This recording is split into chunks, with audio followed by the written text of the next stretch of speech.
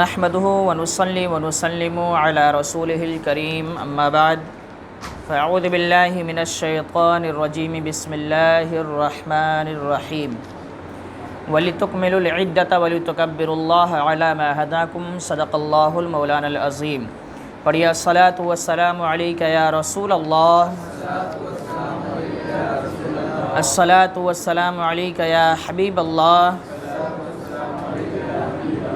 الصلاۃ والسلام علیک یا نور اللہ،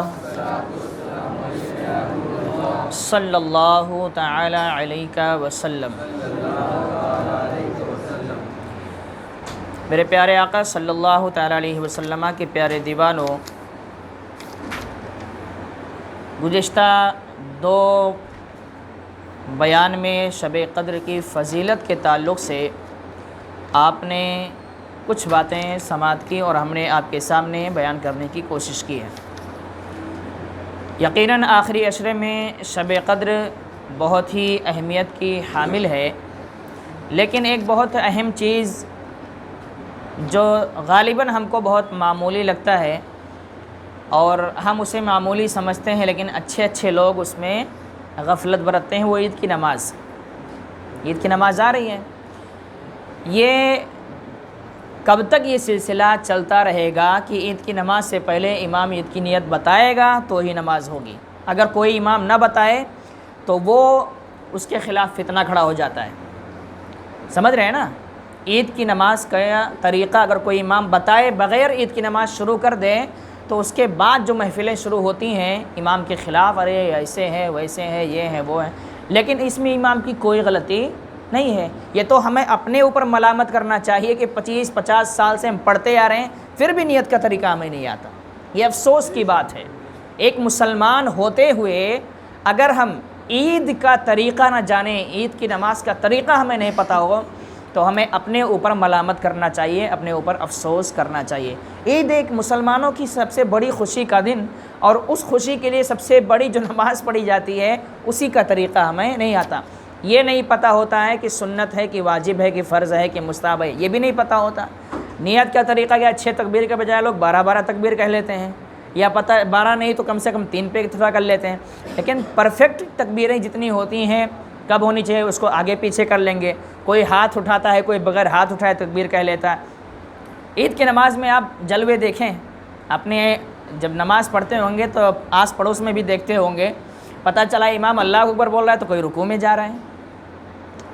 یہ سلسلہ ہر سال عید اور بقرہ عید کی نماز میں امام بتاتا ہے باقاعدہ، اس کے باوجود لوگ غلطیاں کرتے ہیں۔ یہ جہالت کی انتہائی درجہ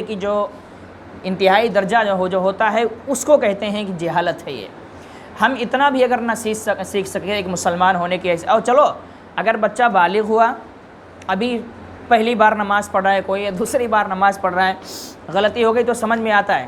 یہ سلسلہ برسوں سے چلتا آ رہا ہے، 25 سال، 60 سال عمر ہو گئی ہے، 30 سال عمر ہو گئی ہے، کئی سالوں سے عید کی نماز پڑھتے آ رہے ہیں، لیکن عید کی نماز کا طریقہ نہیں معلوم۔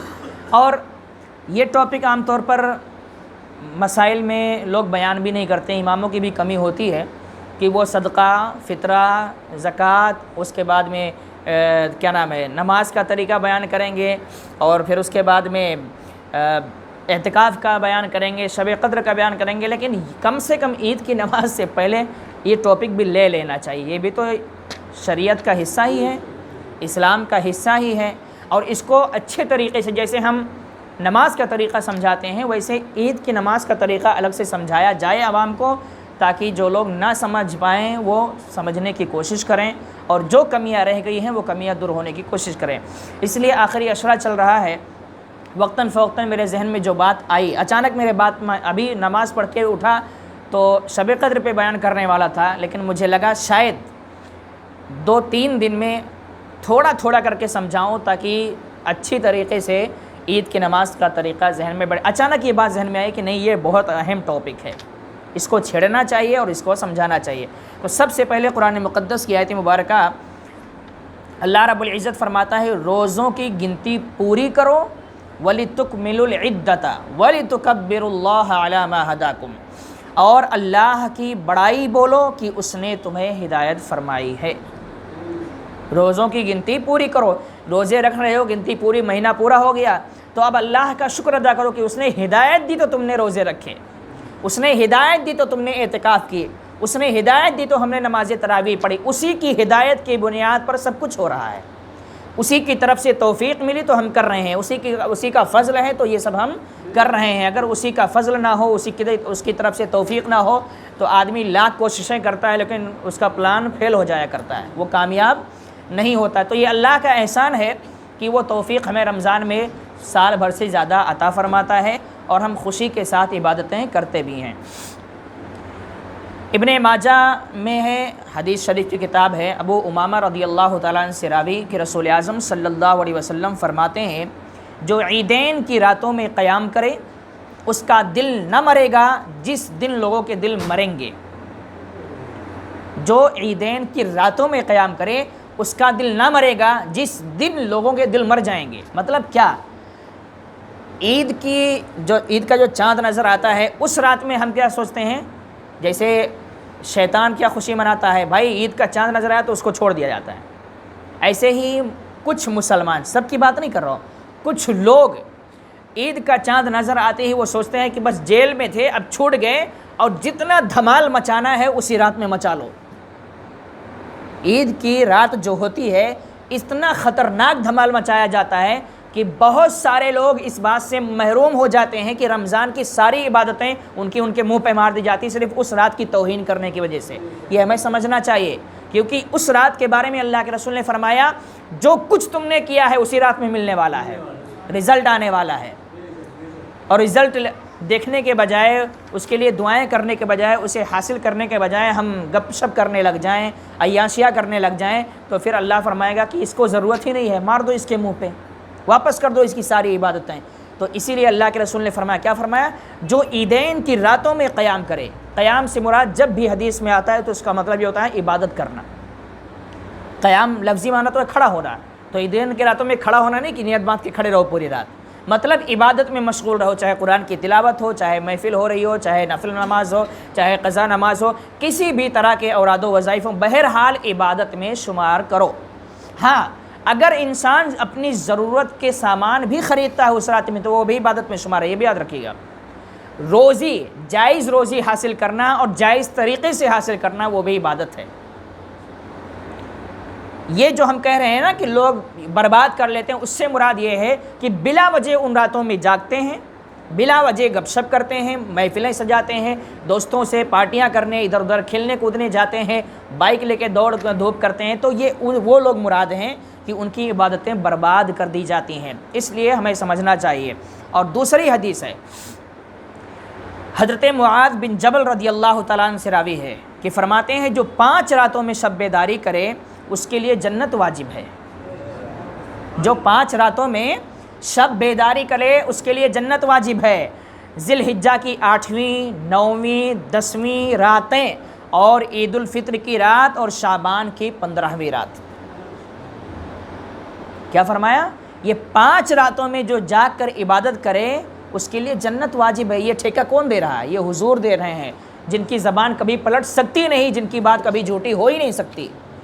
شرط یہ ہے کہ امتی ان باتوں پر عمل تو کرے۔ شب برات میں تو ہم جاگ لیتے ہیں، ان 5 راتوں میں سے شب برات ہی میں ہم جاگتے ہیں، اور وہ بھی جاگتے ہیں کیوں؟ وہ بھی بتا دوں میں، بزرگوں سے ایک ماحول بن گیا ہے تو ہو رہا ہے، ماحول بنا ہے تو ہو رہا ہے، اگر وہ ماحول نہیں ہوتا تو اس میں بھی لوگ بستر گرم کرتے۔ حالانکہ جو فضیلتیں اس رات میں ہیں وہی فضیلت اس رات میں بھی ہیں، عید الفطر کی رات میں ہم اس میں تو جاگ رہے ہیں، اس میں نہیں جاگ رہے ہیں کیونکہ ہمیں ماحول نہیں ملا۔ تو ماحول کو مت دیکھو، اللہ کو راضی کرنا ہے تو ماحول ہو یا نہ ہو ہمیں اپنے اعتبار سے ان راتوں کے لیے تیار کرنا ہے اور اس میں عبادت کرنا ہے۔ تو ذی الحجہ کی 8ویں، 9ویں، 10ویں راتیں، مطلب یہ کہ عید الاضحیٰ کی جو پہلا دن ہوتا ہے اس سے پہلے کی 2 راتیں اور عید الاضحیٰ کی رات، یعنی 7 ذی الحجہ کی، سمجھ رہے ہیں، 6 ذی الحجہ کی رات شامل ہو جائے گی، 7ویں رات نہیں 8ویں رات ہے نا، 8ویں 9ویں 10ویں، تو 7 ذی الحجہ جو دن ہوگا اس کے بعد مغرب کے بعد 8ویں رات لگے گی، اور 8 ذی الحجہ کو 9ویں رات لگے گی، اور 9 کا دن گزرنے کے بعد 10ویں رات لگے گی۔ تو ان 3 راتوں کو عبادت کرنا کیا ہے، اس کے لیے جنت واجب ہو جاتی ہے۔ پھر ایک حدیث اور سنیں، حضرت ابو داؤد انس رضی اللہ تعالیٰ عنہ سے روایت ہے کہ رسول اعظم صلی اللہ علیہ وسلم نے جب مدینہ شریف میں تشریف لائے، اس زمانے میں اہل مدینہ سال میں 2 دن خوشی کیا کرتے تھے۔ مکہ سے مدینہ جب حضور ہجرت کر کے گئے تو کیا ہوتا تھا، وہ سال میں 2 خوشی منایا کرتے تھے۔ فرمایا یہ کیا دن ہے؟ حضور نے ان سے پوچھا یہ کیا دن ہے؟ لوگوں نے عرض کی جاہلیت میں ہم ان دنوں میں خوشی کرتے تھے۔ جو انصار صحابہ تھے، جنہوں نے مہاجرین کو، یعنی جو مکے سے ہجرت کر کے مدینہ گئے تھے، ان کو جن لوگوں نے پناہ دی تھی، ان کے رہنے سہنے کا انتظام کیا تھا، ان کو انصاری صحابی بولتے ہیں۔ انصار مطلب مددگار صحابہ، اور انہوں نے مدد بھی کس کی حضور کی اور حضور کے صحابہ کی مدد کی۔ جو ہجرت کر کے گئے وہ مہاجرین ہیں، اسی لیے جب صحابہ کی بات آتی ہے تو کہا جاتا ہے انصار و مہاجرین۔ ایک ہجرت کر کے گئے اور ایک جنہوں نے ان کو ٹھکانہ دیا، وہ انصار ہیں۔ تو انصار صحابہ جو تھے، صحابیت قبول کرنے سے پہلے، یعنی اسلام قبول کرنے سے پہلے، وہ 2 خوشی سال میں منایا کرتے تھے۔ جب حضور صلی اللہ علیہ وسلم مدینے میں تشریف لے گئے اور وہ لوگ حضور کے ہاتھوں پر بیعت کیے، تو حضور نے انہی انصار صحابہ سے پوچھا کہ بتاؤ یہ کیا دن ہے، کیا ہے؟ تو وہ کہتے ہیں ہم جاہلیت میں، یہ نہیں کہا اب بھی، اس کی اہمیت کو سمجھو، مطلب یہ کہ وہ جاہلیت میں کرتے تھے، لیکن جیسے ہی حضور کے ہاتھوں پر بیعت کے چھوڑ دیا کہ اسلام کا قانون آ گیا تو سب ختم۔ اب اپنی خواہش نہیں پوری کرنی ہے ان کو کہ ہم پہلے کرتے تھے، آباء و اجداد کرتے تھے، ہمارے باپ دادا کرتے تھے، نہیں، اسلام قبول کرو تو باپ دادا کیا کرتے تھے چھوڑو، اللہ اس کے رسول کا قانون جو ہے اس پر عمل کرو۔ لیکن آج بھی یہ ہو رہا ہے کہ گھروں میں کچھ رسم ایسے رائج ہیں کہ شریعت کے سخت خلاف ہیں، لیکن ابا کرتے تھے، دادا کرتے تھے، دادی کرتی تھی، نانی کرتی تھی، ارے نہیں کرے گا تو خاندان سے ہی الگ ہو جائے گا۔ مطلب جو بیچارہ مخالفت کرے کہ یہ غلط ہے، یہ شریعت کے خلاف ہے، تو پورے گھر والے، پورے خاندان والے اسی کا بائیکاٹ کرتے ہیں۔ جیسے شادی بیاہ میں بہت سارے غلط رسم و رواج ہیں، اب اس غلط رسم و رواج کی کوئی پڑھا لکھا بیچارہ مخالفت کر دے تو سب اس کا بائیکاٹ کر دیں گے کہ اسی کو بائیکاٹ کرو، یہ بھٹک گیا ہے، گمراہ ہو گیا ہے، پڑھا لکھا گمراہ ہو گیا، باقی جو جاہل لوگ ہیں وہ ہدایت پہ ہیں۔ خیر، تو حضور نے جب صحابہ سے پوچھا کہ یہ کیا دن ہے تو کہتے ہیں کہ بس جاہلیت میں ہم ان دنوں میں خوشی کیا کرتے تھے۔ فرمایا اللہ تعالیٰ نے ان کے بدلے میں، یہ کون فرما رہا ہے؟ حضور صلی اللہ علیہ وسلم فرماتے ہیں اللہ تعالیٰ نے ان کے بدلے میں ان سے بہتر 2 دن تمہیں دیے ہیں، عید الاضحیٰ اور عید الفطر۔ حضور نے فرمایا 2 دن خوشی مناتے تھے نا، تو اللہ نے تمہارا خیال کرتے ہوئے 2 دن عطا کیا ہے، اب اس کو چھوڑ کے یہ 2 دن تم خوشی مناؤ اور اس پر عمل کرو گے تو ثواب بھی ملے گا، تمہاری خوشی کا اظہار بھی ہوگا۔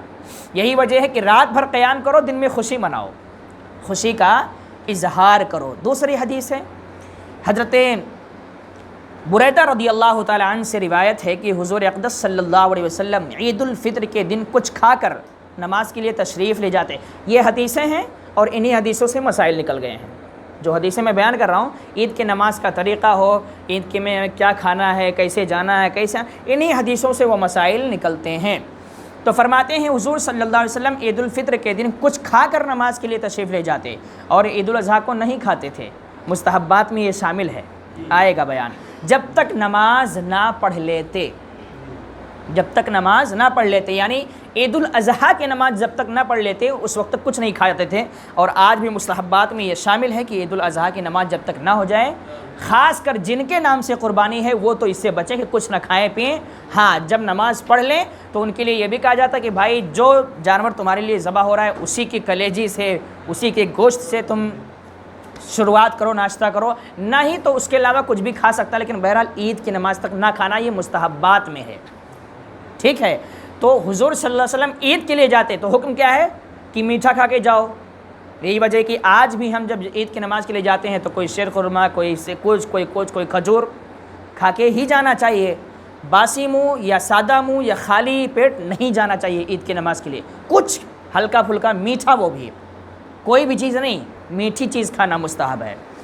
فرماتے ہیں جب تک نماز نہ پڑھ لیتے، اور بخاری کی روایت ہے، حضرت انس رضی اللہ تعالیٰ عنہ سے روایت ہے کہ عید الفطر کے دن تشریف نہ لے جاتے جب تک چند کھجوریں نہ تناول فرما لیتے، اور طاق ہوتی تھیں۔ حضور صلی اللہ علیہ وسلم عید الفطر کے لیے جاتے تو کھجور کھاتے، اور کھجور بھی کتنی، 3، 5، 7 اس طرح کھاتے تھے۔ ایسا نہیں کہ ہماری طرح جتنا منہ میں کھا لیے پتہ ہی نہیں، کہ گنتی بھی نہیں کرتے، دبا کے کھائے، جب دل کہہ رہا ہے بہت ہو گیا تو اب ایک گلاس پانی پی لیتے ہیں۔ طاق، کیوں؟ اللہ رب العزت کو طاق عدد بہت پسند ہے، کیونکہ وہ طاق ہے اور طاق کو پسند فرماتا ہے، کیونکہ اللہ کے کوئی جوڑ نہیں ہے نا، وہ تنہا ہے۔ طاق ہے، تنہا مطلب ایک 3، 5 یہی طاق ہے، تو اللہ طاق ہے، جوڑ اس کی نہیں ہے، اس لیے اللہ طاق کو ہی پسند بھی فرماتا ہے۔ حضرت ابو ہریرہ رضی اللہ تعالیٰ عنہ سے ایک روایت ہے کہ عید کو ایک راستے سے تشریف لے جاتے اور دوسرے سے واپس ہوتے تھے۔ یہ حضور صلی اللہ علیہ وسلم کا فرمان ہے، مطلب حضور ایسا کرتے تھے۔ صحابہ جو دیکھتے ہیں وہ بیان کر رہے ہیں کہ ہم نے حضور کو دیکھا کہ ایک راستے سے جاتے تو اسی سے واپس نہیں آتے، بلکہ دوسرے راستے سے واپس آتے تھے۔ ایک حدیث اور کہ ابن ماجہ کی روایت ہے کہ ایک مرتبہ عید کے دن بارش ہوئی تو مسجد میں حضور صلی اللہ علیہ وسلم نے عید کی نماز پڑھی، مسجد میں۔ اس سے پتہ یہ چلتا ہے کہ عید کی نماز عیدگاہوں میں پڑھنا افضل ہے، ہاں مجبوری آ گئی تو مسجد میں پڑھنا جائز ہے، بہتر ہے، حرج نہیں ہے۔ اگر نہیں، جیسے آج ممبئی میں عیدگاہیں تو نہیں ہوتی ہیں، لیکن گاؤں دیہات میں، شہروں سے باہر آج بھی ماحول یہ ہے کہ عید کی نماز کہاں ہوتی ہے؟ عیدگاہوں میں ہی ہوتی ہے۔ ہاں بعد میں آدھے گھنٹے 1 گھنٹے کے بعد ایک جماعت مسجد میں رکھی جاتی ہے کہ کسی کی چھوٹی ہو تو وہ آ کے مسجد میں ادا کر لیں، ورنہ اجتماعی جو سب سے بڑی جماعت ہوتی ہے وہ عیدگاہوں میں ہی ہوتی ہے، وہی افضل ہے۔ لیکن چونکہ حضور نے مسجد میں بھی پڑھا ہے اس لیے مسجد میں پڑھنا جائز ہے۔ اب دیکھیں مسائل فقہیہ، حضور کی حدیثوں سے جو عید کے نماز کے مسائل نکلتے ہیں، انشاءاللہ پوری ڈیٹیلز میں سوچ رہا ہوں کہ بیان کر دوں تاکہ جتنا بھی آپ کے اندر شک ہے وہ شک دور ہو جائے۔ گزارش یہ کروں گا کہ غور سے سنیں۔ معمولی لگتا ہوگا کہ عید کی نماز ہے، سال میں ایک مرتبہ پڑھتا ہے، اس کو کیا اہمیت دینا، لیکن یہ بہت اہم ہے، معمولی چیز نہیں ہے۔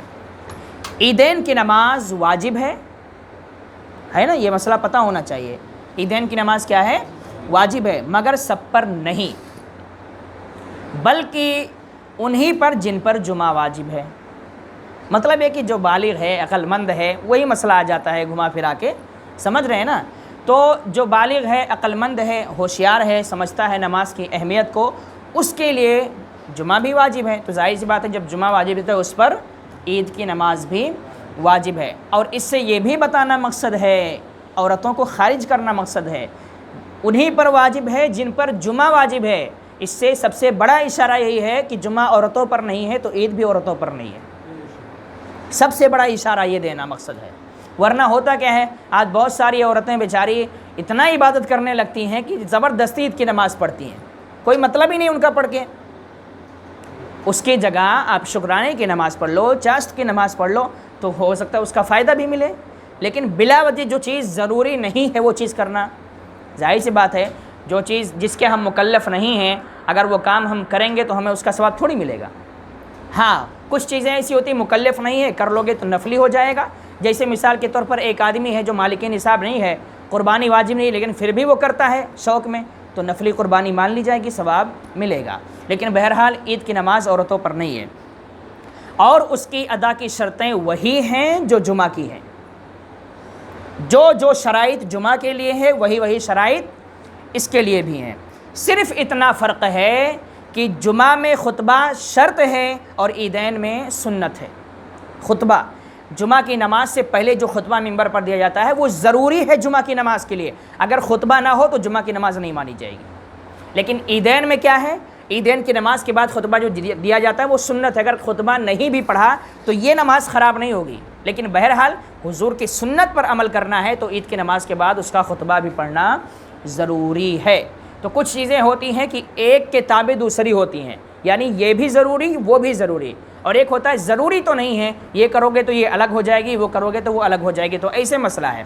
عید کی نماز میں فرق یہ ہے کہ آپ عید کی نماز پڑھیں اور خطبہ کسی وجہ سے آدمی نہیں سن پایا، خطبے میں نہیں شریک ہو پایا، تو عید کی نماز کا ثواب اس کو ملے گا، ہاں خطبے کا جو ثواب ہے وہ اسے کٹ جائے گا۔ لیکن جمعہ میں اگر جمعہ کا خطبہ امام صاحب نہ دیں اور ڈائریکٹ مصلی پہ کھڑے ہو جائیں جلدی کے چکر میں یا کسی اور چکر میں، تو نہ امام صاحب کی نماز ہوگی نہ ان کے پیچھے پڑھنے والوں کی نماز ہوگی، سب کی نماز برباد ہو جائے گی، کیونکہ جمعہ کی نماز کے لیے خطبہ شرط ہے۔ شرط کا مطلب خطبہ ہوگا تو جمعہ کی نماز ہوگی، وہ نہیں تو یہ نہیں۔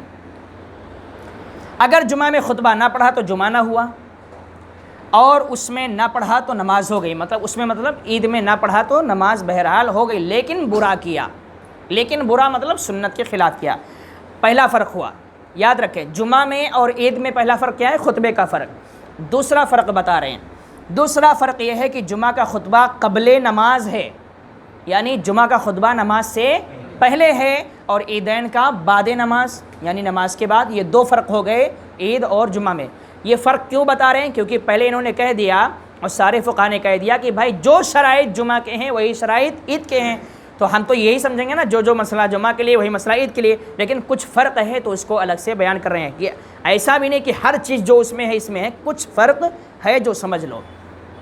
اگر پہلے پڑھ لیا تو برا کیا، مطلب یہ کہ عیدین کا جو خطبہ ہے وہ عیدین کے بعد ہے، لیکن اگر کسی نے پہلے پڑھ لیا تو خطبہ مان لیا جائے گا، لیکن بہرحال وہ سنت کے خلاف ہوگا، مگر نماز ہو گئی لوٹائی نہیں جائے گی، نماز پہ کوئی فرق نہیں پڑے گا عید کی نماز پہ، وہ خطبے کا مسئلہ ہے۔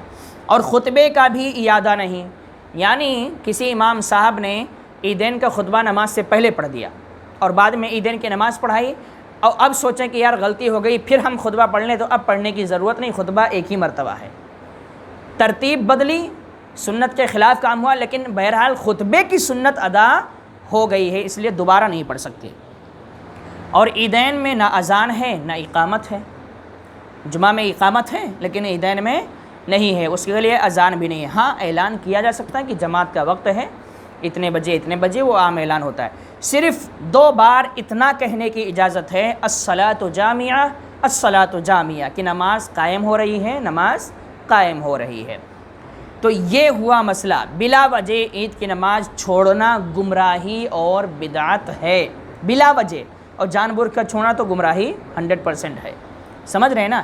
تو یہ ہوئے نماز عید الاضحیٰ سے متعلق چند مسائل، وقت ہو گیا، اب انشاءاللہ عید الاضحیٰ کے مستحبات، عید الاضحیٰ کی سنتیں اور عید الاضحیٰ کا طریقہ کیا ہے، عید الفطر کا طریقہ، سب کا ایک ہی مسئلہ ہے، وہ انشاءاللہ کل یا رات میں جیسی بھی ضرورت پیش آئے گی، رات میں ہو سکتا ہے شب قدر کی فضیلت لوں، ایسا بھی ہو سکتا ہے، اگر نہیں تو کل انشاءاللہ پھر یہی ٹاپک دوپہر میں لوں گا، لیکن بہرحال میری کوشش یہ ہے کہ نماز عید کے ضروری مسائل پورے آپ تک پہنچا دیے جائیں، تاکہ، اور آپ سے یہ بھی گزارش ہے کہ آپ چند لوگ ہی سننے والے ہیں نا، سب تو نہیں سن رہے ہیں، آپ جب مسئلے سیکھیں تو اپنے دوستوں سے ملیں تو اس کا تذکرہ کریں کہ آج ہم نے یہ سیکھا، میں بتاؤں اس کا فائدہ کیا ہوتا ہے۔ یہاں سننے کے بعد اگر آپ اپنے دوستوں میں یا ادھر ادھر تذکرہ کریں گے تو وہ دماغ میں ایک مرتبہ بیٹھ گیا تو پوری زندگی نہیں نکلے گا، سن کے خاموش بیٹھو گے تو ذہن سے نکل جاتی ہے چیزیں، لیکن اس کا آپ تکرار کر لو گے نا، جس کو بولتے ہیں تکرار دور، جیسے حافظ کے لیے کیا ذمہ داری ہے، حافظ کر کے چھوڑ دیا کہ میں تو بادشاہ ہوں اب مجھے ضرورت نہیں ہے، تو 6 مہینہ بھی قرآن اس کے ذہن میں نہیں رہے گا، بھول جائے گا۔ اس لیے قرآن حافظ کے لیے کیا ہے، ہدایت یہ ہے کہ وہ دور کرتا رہے، پڑھتا رہے تسلسل کے ساتھ، کوئی بھی چیز، سورہ فاتحہ بھی آپ یاد کریں، زندگی میں ایک مرتبہ یاد کیا اور کبھی نماز میں نہ پڑھیں بھول جائیں گے، وہ بھی سورہ فاتحہ ہر کسی کی زبان پہ ہے ہی اسی لیے کہ دن میں ہم 5 مرتبہ کم سے کم اس کو پڑھتے ہیں اگر نمازی ہیں تو، اور نہیں تو ہفتے میں تو پڑھ ہی لیتے ہیں، جمعہ کے دن ہے نا، ہوتا ہے، تو جو چیزیں ہم پڑھتے رہتے ہیں وہ چیزیں ہمارے ذہن میں بیٹھ جاتی ہیں، ہم بھولتے نہیں ہیں۔ تو اس طرح کے جب مسائل آپ سیکھیں تو اپنے گھر میں ہی جائیں، اپنے ماں باپ کے ساتھ، اپنے بیوی بچوں کے ساتھ، یا اپنے دوستوں سے کہ آج یہ مسئلہ ہم نے سیکھا، یہ مسئلہ ہم نے سیکھا، ایسا ہے ایسا ہے۔ تو کیا ہوتا ہے کہ 2-3 ذہن جب اکٹھا ہوتے ہیں اور باتیں نکلتی ہیں تو اور سوال بھی پیدا ہوتے ہیں، ذہن منتشر ہوتا ہے، پھر اس میں یہ بھی بات، ارے یہ ہم نے سیکھا لیکن یار اس کو بھی ہمیں سیکھنا چاہیے، یہ مسئلہ بھی چلو پوچھتے ہیں۔ اس طریقے سے آپ علم دین میں آگے بڑھیں تاکہ اللہ رب العزت آپ کے ذہن کو بھی کھولے، اور اس کا ثواب کیوں؟ فَاسْأَلُوا أَهْلَ الذِّكْرِ إِن كُنتُمْ لَا تَعْلَمُونَ، قرآن نے پہلے ہی فرما دیا، نہیں معلوم ہے تو علماء سے پوچھ لو۔